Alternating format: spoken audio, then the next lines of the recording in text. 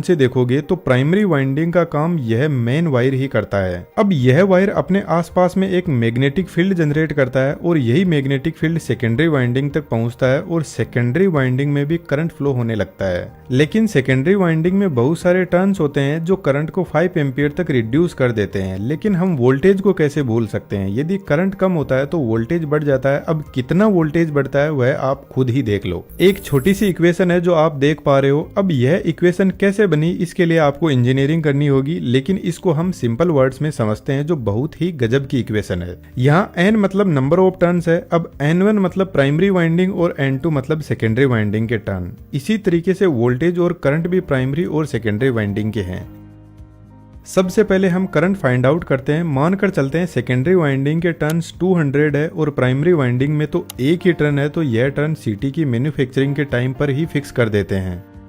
और मान के चलते हैं यह हाई वोल्टेज लाइन है तो इसमें 1000 एम्पियर का करंट फ्लो कर रहा है। अब यदि हमें सेकेंडरी वाइंडिंग का करंट पता करते हैं तो हमें 5 एम्पियर का करंट मिल जाएगा।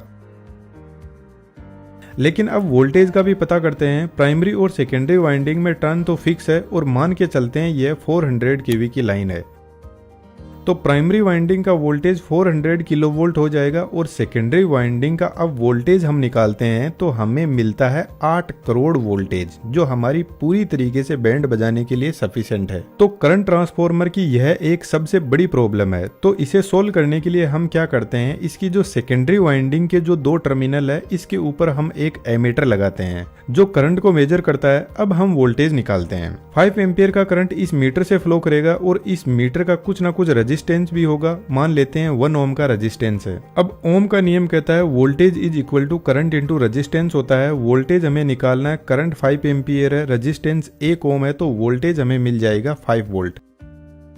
तो यह कैसे हुआ? अभी तो हमें 8 करोड़ वोल्टेज मिला था। यदि करंट ट्रांसफार्मर के सेकेंडरी साइड में हम कोई भी लोड कनेक्ट नहीं करते हैं तो यह दोनों टर्मिनल ओपन रहेंगे और इनके बीच का जो रेजिस्टेंस है वह इनफाइनाइट होगा।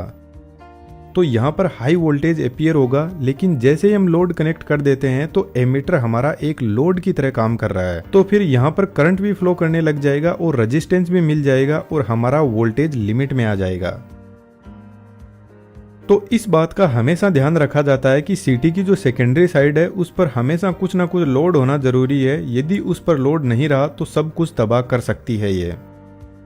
अब सीटी में जो वाइंडिंग होती है उसको प्रॉपर इंसुलेशन और कूलिंग प्रोवाइड करवाने के लिए यहाँ पर ऊपर की तरफ ऑयल भरा रहता है। कौन सा ऑयल भरा रहता है यहाँ पे कमेंट बॉक्स में जरूर से लिखना, मैंने पहले भी कई बार बताया है। अब हमें यहाँ मीटर में 5 एम्पियर का करंट दिखाई दे रहा है, तो हाई वोल्टेज साइड में कितना करंट फ्लो कर रहा है इसी फॉर्मूले की हेल्प से हम पता कर लेते हैं। अब तीनों फेज के लिए अलग अलग 3 सीटी लगे रहते हैं और वह इसलिए क्योंकि जब भी 3 फेज अनबैलेंस हो तो हमें तीनों फेज के करंट की अलग अलग इंफॉर्मेशन पता लग सके।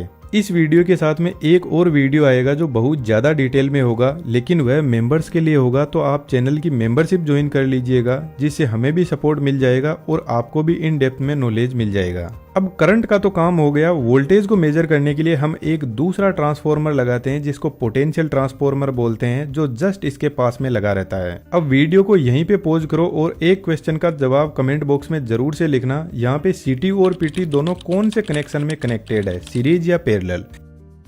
यदि आप सीटी को सही से देखोगे तो सीटी का यह वाला इनपुट पॉइंट है और यह वाला आउटपुट जो इस लाइन के सीरीज में कनेक्टेड है। लेकिन पीटी को देखोगे तो इसमें इनपुट का सिर्फ एक ही टर्मिनल है, आउटपुट का कोई टर्मिनल ही नहीं है। तो यहाँ पर पीटी पैरेलल में कनेक्टेड है। पीटी इस लाइन में फ्लो हो रहे 4 लाख वोल्टेज को 110 वोल्ट में बदल देता है। लेकिन यहीं पर थोड़ा सा आगे एक पावर ट्रांसफार्मर रखा हुआ है जो इस 4 लाख वोल्टेज को सिर्फ और सिर्फ 132 केवी तक बदल पाता है और साइज में इसका 50 गुना से भी ज्यादा है।